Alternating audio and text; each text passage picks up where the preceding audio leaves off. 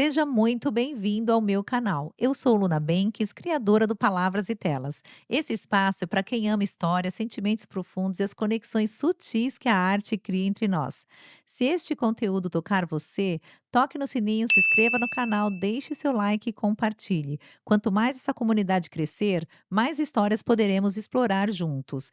Fica comigo até o final desse vídeo, porque depois da leitura nós teremos uma leitura comentada onde aprofundo os temas mais importantes do capítulo. Agradeço desde já pela sua visita no canal Palavras e Telas. E hoje vamos começar com a leitura do livro Um Teto Todo Seu, de Virginia Woolf. Um Teto Todo Seu, capítulo 1, As Margens de um Rio. O começo da reflexão. Você pode estar se perguntando, mas espera aí, pediram para eu falar sobre mulheres e ficção. O que isso tem a ver com o teto próprio? Pois é, eu também me fiz essa pergunta. Quando me pediram para falar sobre esse tema, eu fui me sentar às margens de um rio para pensar um pouco. E fiquei ali, tentando entender o que exatamente queriam dizer com mulheres e ficção. Podia ser algo simples, tipo fazer uns comentários sobre Fanny Burney, falar um pouco sobre Jane Austen, elogiar as irmãs Brontë e talvez até descrever a casa dela, lá em Hayward, coberta de neve. Quem sabe umas piadinhas sobre Miss Mitford, uma menção respeitosa a George Eliot e pronto, o trabalho estaria feito. Mas aí, pensando melhor, percebi que não era tão simples assim. Essas palavras, mulheres e ficção, podiam significar muita coisa. Podia ser mulheres e o que elas são, ou mulheres e o que elas escrevem, ou mulheres e o que é escrito sobre elas. E talvez até todas essas coisas juntas, misturadas, como se não desse para separar uma da outra.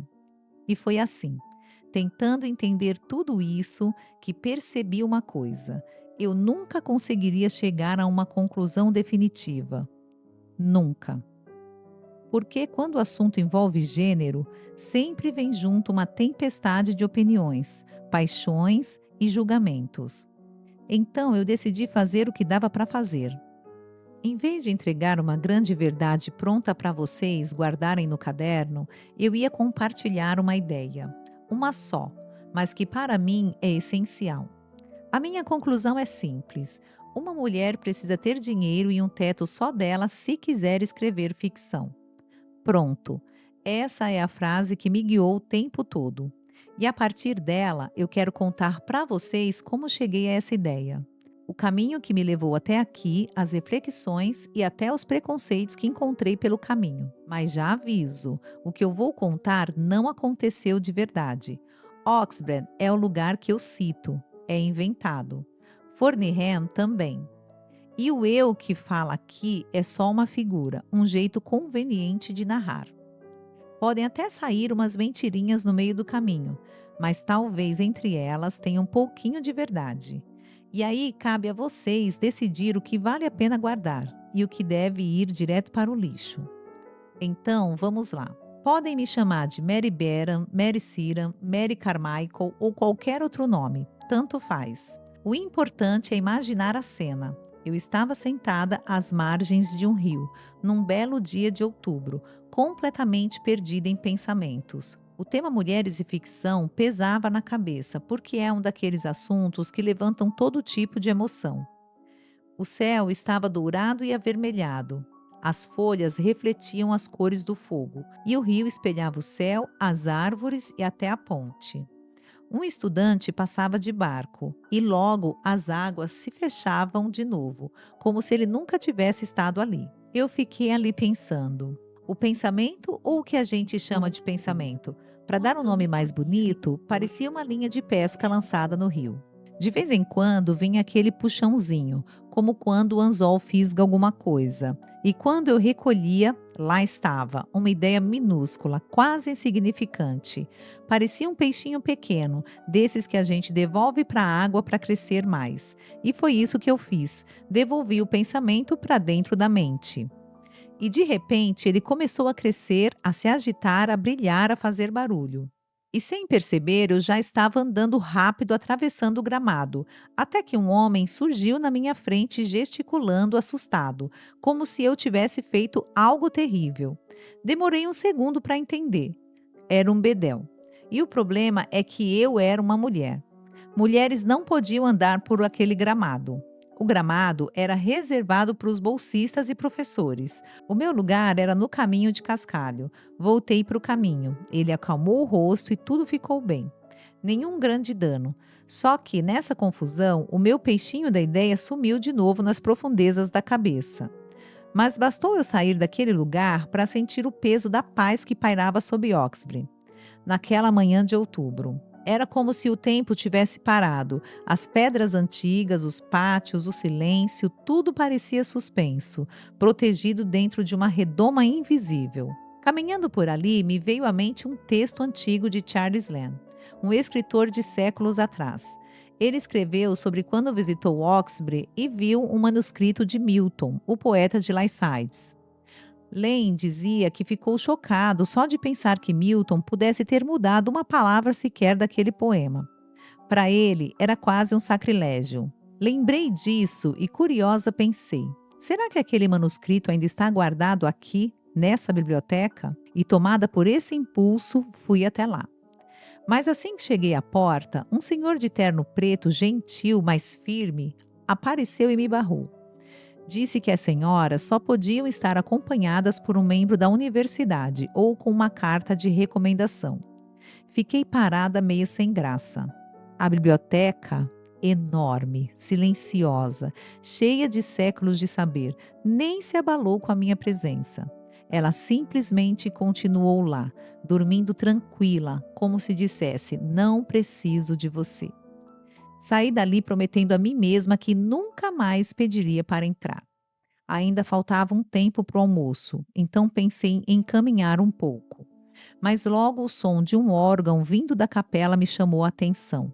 A música era tão bonita, tão grandiosa, que parecia transformar até a dor em beleza. Não cheguei a entrar. Provavelmente me barrariam de novo. Fiquei do lado de fora observando as pessoas entrando e saindo, de beca, chapéus e até cadeira de rodas.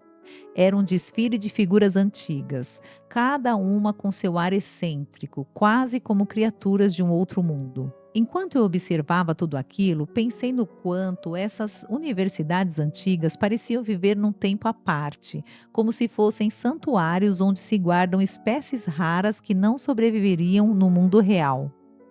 E foi então que o sino tocou. Hora do almoço. Os romancistas raramente contam o que se come nos almoços. Sempre falam das conversas, das ideias, das piadas brilhantes, mas nunca mencionam a comida. Pois bem, eu vou contar. O almoço começou com um prato de linguado, coberto por um creme branco e leve, dourado por cima como se tivesse manchas de sol. Depois veio o prato principal, perdizes. Mas não pense em dois pássaros tristes num prato. Nada disso. Eram várias, com molhos diferentes, saladas, batatas fininhas e legumes delicados. Tudo servido com cuidado e fartura. E para completar, trouxeram uma sobremesa que parecia uma escultura de açúcar, linda demais para ser chamada só de pudim. Enquanto isso, os copos se enchiam e esvaziavam, amarelos e vermelhos conforme o vinho circulava. E aos poucos, aquela conversa solta de mesa foi ganhando ritmo, calor, leveza. Ninguém precisava impressionar ninguém.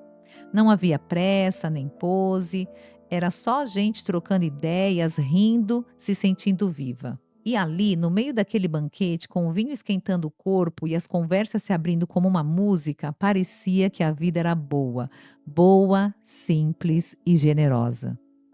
Capítulo 1, Parte 2. O gato sem rabo, Fornirren e as mulheres sem herança. Foi aí que aconteceu uma coisa curiosa.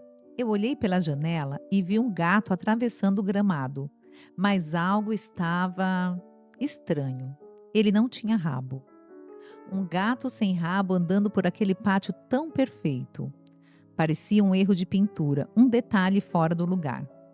E não sei porquê, mas aquela imagem mudou completamente o clima do momento. Era como se alguém tivesse apagado a luz por um segundo. O vinho continuava bom, a conversa seguia animada, mas dentro de mim algo tinha mudado. Por que tudo parece diferente agora? Pensei. E tentando entender o que me incomodava, percebi que o mundo ali, aquele mundo masculino, confortável, cheio de tradição e fartura, tinha um tipo de brilho que não existia em outros lugares.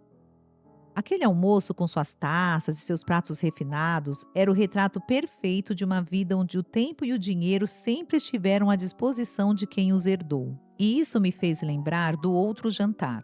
Um jantar completamente diferente, num colégio de mulheres, não muito longe dali. Antes da guerra, talvez as pessoas cantassem poemas em encontros como esse. Os homens recitavam Tchenessan.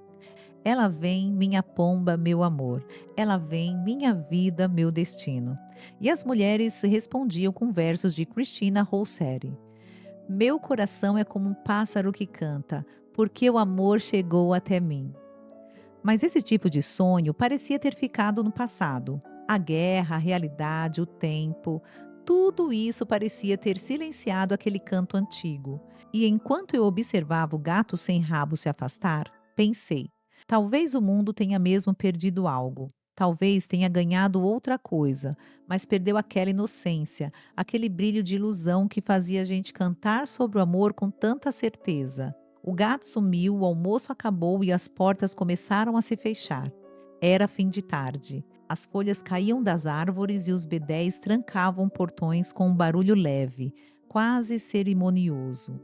Saí andando pela avenida ainda com versos de Tchenessan na cabeça. Ela vem, minha pomba, meu amor.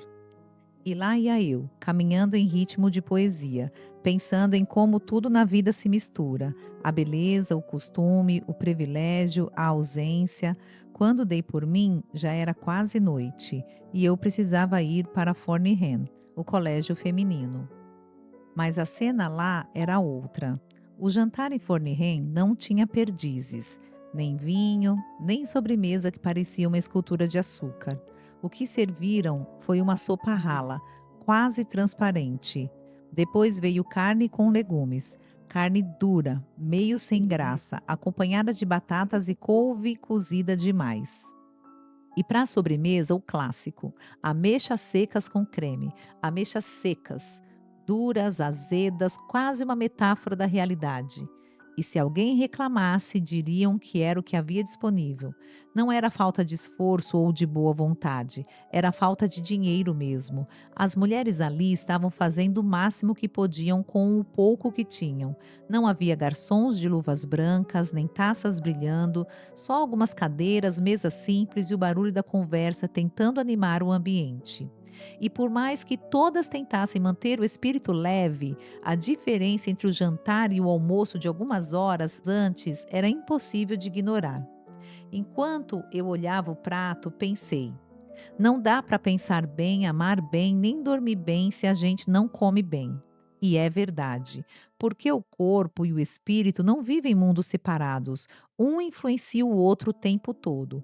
Depois do jantar, fomos para a sala de estar. Minha amiga Mary Siram, que dava aulas de ciência ali em Fornehen, me serviu um copinho de licor. Conversamos sobre a vida, sobre o dia, sobre tudo e nada ao mesmo tempo. Mas por dentro, a imagem das duas refeições não saía da minha cabeça. De um lado, os homens em Oxford, sentados há séculos sobre fundações de ouro e prata, literalmente. De outro, as mulheres em Fornehen, sustentando tudo com esforço, doações, rifas e a coragem de quem precisa construir do zero. Mary me contou que o colégio só existia porque muitos anos atrás, algumas mulheres se reuniram, mandaram cartas, pediram ajudas, organizaram bazares e, com uma luta enorme, conseguiram arrecadar 30 mil libras. 30 mil. Enquanto as universidades masculinas há séculos recebiam fortunas e fortunas de reis, nobres e industriais. E foi assim, com dificuldade, que elas conseguiram levantar aquelas paredes, ainda sem luxo, sem sofás confortáveis, sem uma adega de vinhos. Elas fizeram o que podiam, disse Mary.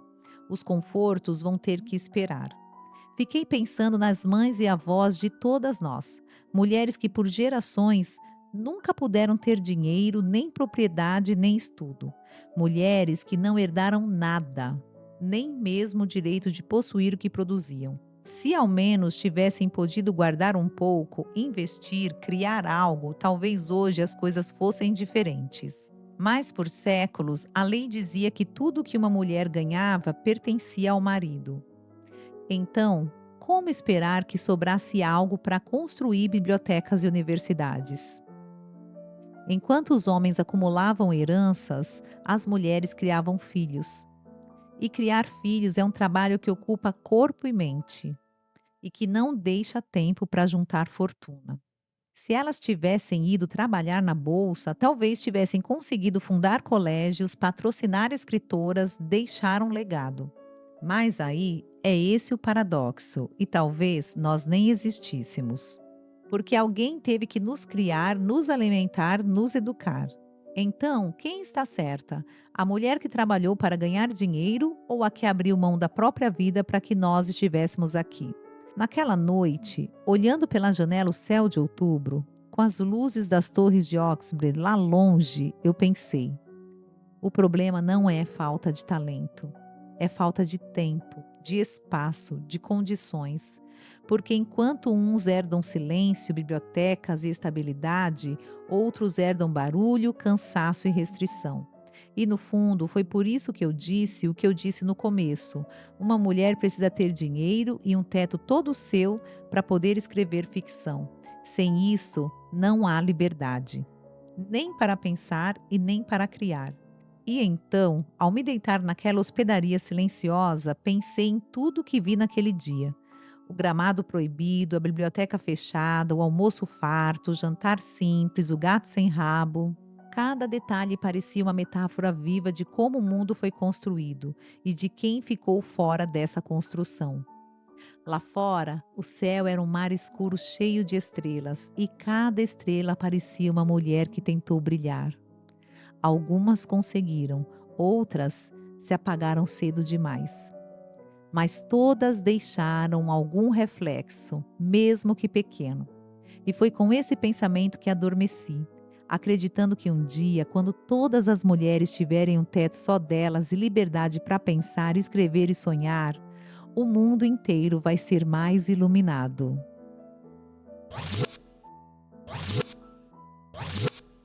E agora vamos para a leitura comentada. O que falta no rabo do gato ontem e hoje? Quando Virginia Woolf nos apresenta o gato sem rabo, ela não está só descrevendo uma cena curiosa no jardim. Ela está nos mostrando uma mulher mutilada por séculos de negação. A falta do rabo não dói porque foi arrancado no passado. Dói porque ninguém percebeu a falta até que ela apontasse. O que não se vê não se reivindica. E esse é o ponto. Durante muito tempo, a mulher viveu assim, faltando um pedaço, e ainda tendo que agir como se estivesse inteira. E é impossível não pensar no hoje. Sim, avançamos. Entramos nas universidades, ocupamos bibliotecas, museus, escritórios, redações, salas de decisão. Podemos escrever, criar, pesquisar, votar, falar, mas basta olhar com calma para perceber que o rabo do gato ainda não cresceu completamente. Ainda existe a subrepresentação nas lideranças, principalmente onde o poder se concentra. Ainda há setores inteiros onde mulheres são minoria, não pela falta de talento, mas pela cultura que continua empurrando-as para fora. E ainda existe a jornada dupla, tripla. O cuidado com os filhos, com os pais, com quem adoece, quase sempre colocado nas costas femininas, como se fosse parte natural da identidade da mulher. Há também o peso silencioso dos estereótipos. A mulher que depois dos 35 é chamada de velha para o mercado, a mãe vista como menos competente, a divorciada vista com desconfiança, a que envelhece sendo tratada como invisível. Tudo isso é o rabo que ainda falta. Tudo isso ainda nos acompanha quando cruzamos espaços que antes eram proibidos. e que hoje são acessíveis, mas não totalmente nossos. E talvez seja esse o convite de Virgínia: aprender a enxergar o que falta para que finalmente possamos reivindicar o que é nosso. Porque a igualdade não se resume a entrar em um lugar. Ela começa quando a presença feminina deixa de ser tolerada e passa a ser natural. Enquanto houver um espaço faltando, enquanto existirem portas que se abrem para uns e pesam para outras, a metáfora do gato sem rabo continua viva. E é por isso que ler um teto todo seu hoje não é apenas revisitar o passado, é reconhecer o que ainda precisa ser transformado, é entender que cada avanço importa e que cada mulher, quando ocupa um espaço, devolve à história um pedacinho do rabo que nos tiraram. E se essa reflexão fez sentido para você, eu te convido a continuar essa leitura comigo. Se inscreva no canal, deixe seu like e compartilhe esse vídeo com alguém que também possa se tocar por essas ideias. E me conta aqui nos comentários o que este capítulo despertou em você. E a gente se encontra no próximo vídeo com o capítulo 2 de Um Teto Todo Seu. Obrigado por estar até aqui. Eu sou Luna Benques, lendo para você histórias que iluminam. Até já. Tchau.